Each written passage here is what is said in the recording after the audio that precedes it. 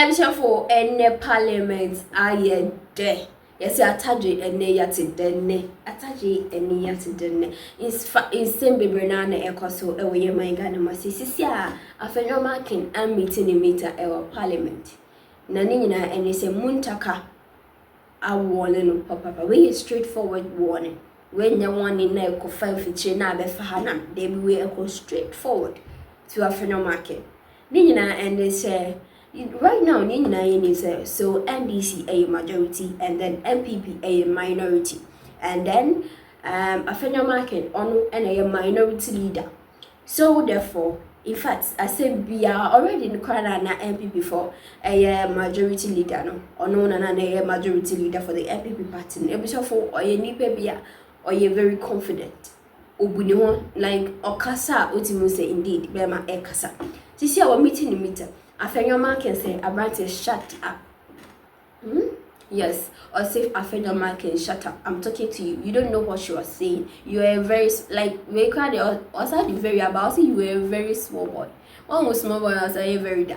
Yes, or say you were a very small boy. In fact, any day some of course of Parliament House is so many and so catcher. And to the master also be now but you'll be now that you'll be relaxing. Now just say what did you do? Now what share in some echoes with our Parliament House maybe. Now come away. But answer now, let's just subscribe to the new TV, like and comment our comment section where so click on the notification button for more news updates. On you team Marcia. Medase.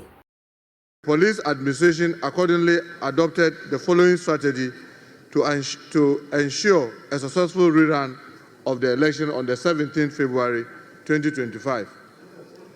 Change in the command structure, where the regional police commander himself was changed and some other changes were made within the command to ensure strict compliance to election security protocol, including restricting access to the middle and inner perimeter to only Electoral Commission accredited personnel.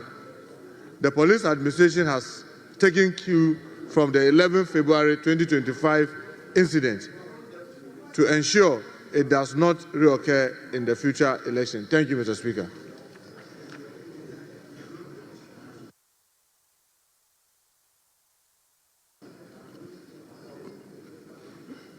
Thank you very much. Any supplementary? Rightly so, Mr. Speaker. Mr. Speaker, the Minister in his answer took the opportunity to introduce the new IGP. I want to congratulate him on his appointment. Suffice to state that in the statement from the Minister responsible for government communications, he told the country that the new IGP has spent 40 years in the service, 40 years as a police officer. So at the right time, we would calculate whether he entered at a 20, 19, or 18, his age and all.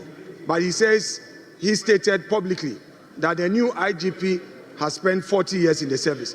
That is just by the way. Honorable Minority Leader, you have to ask a supplementary question. Mr. Speaker, I am congratulating him because this is the first time he's introducing him. And then he talked about 40 years in the service. So I'm only doing the mathematics. Whether the IGP is going to retire very soon or what. But, Mr. Speaker, that's beside the point. I want to ask the Minister, when should we expect this investigation to be completed and when would the report be submitted for us to know? Because this is a serious matter of national importance. Tax overpowering police. And it's a good effort that you are investigating. But the question is, when are we expecting the investigation to be completed and the report be submitted?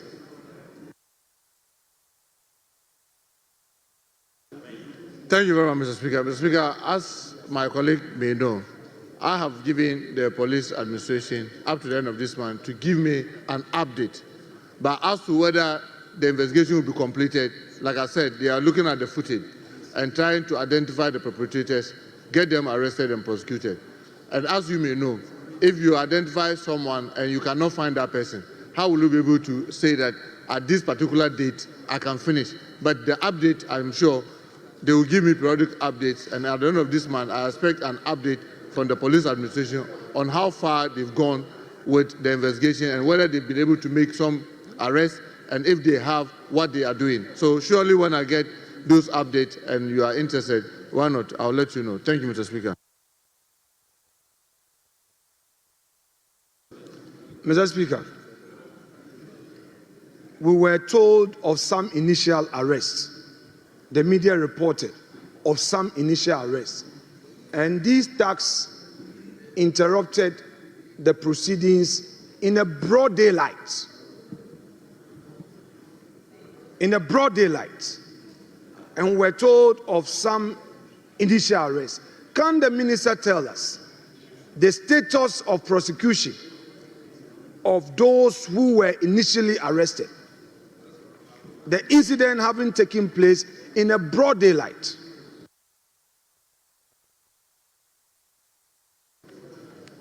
Mr. Speaker, thank you, Mr. Speaker. Mr. Speaker, the leader is telling me, the minority leader is telling me there was some arrest.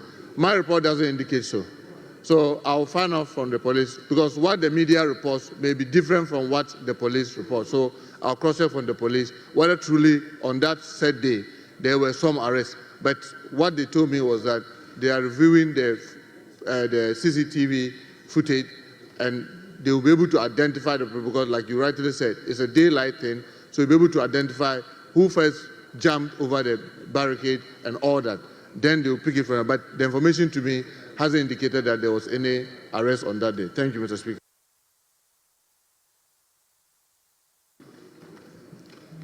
Mr. Speaker, the respected minister who also once served in leadership of this House is telling us that those thugs are being pursued. May I know from him whether he's committed into telling this House that should these thugs be found to be partisan activists, he will still pursue them irrespective.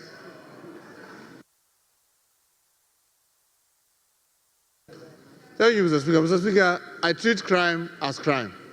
And as he rightly knows, crime has no color. And definitely, once you commit a crime, it does not really matter which party or which tribe or which religion or which group you come from. Once you commit a crime, crime has been committed. And I can assure him that once crime is committed, I will support the police 100% to do the needful and make sure that the perpetrators are brought to book. Thank you, Mr. Speaker. Mr. Speaker, the minister again tells us that there were some changes in the command at the regional level because of such failings. Is he able to tell us whether, as a result, some disciplinary action is being taken, or, as has been the usual practice, these officers are only being reassigned to other units of within the police service? Thank you, Mr. Speaker. Mr. Speaker, all the information the police gave me was that the command had to be changed because of the security breach. I want to find out from them whether what happened, the command structure that they are saying had been changed, requires that those officers that have been changed be punished. Because remember, they also have regulations that guide what they do and what constitutes a crime, what can institute a punishment or an inquiry on an officer. So I'll find out from them. But the information to me is that the command structure was changed to enable them have a different strategy for the re-election, which happened and it was very successful. Thank you, Mr. Speaker. Mr. Speaker, finally on this matter, can the minister assure us that with the change in the command structure, the people of the Ashanti region should be assured of their peace?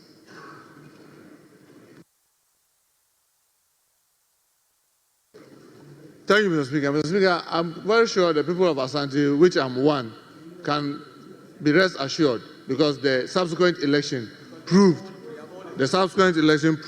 that the changes was effective and we had a very peaceful election that produced a result that everybody was happy with. So I can assure him that, yes, the people of Asante, including myself, can be rest assured that the changes have brought more professionalism into the operations of the police. Thank you, Mr. Speaker. Thank you very much. The next question is also standing in the name of Osahin Alexander Kwamina Afenyo Markin. Respectfully, Mr. Speaker, I stand to ask the Minister for the Interior the circumstances surrounding the attempted arrest of the Member of Parliament for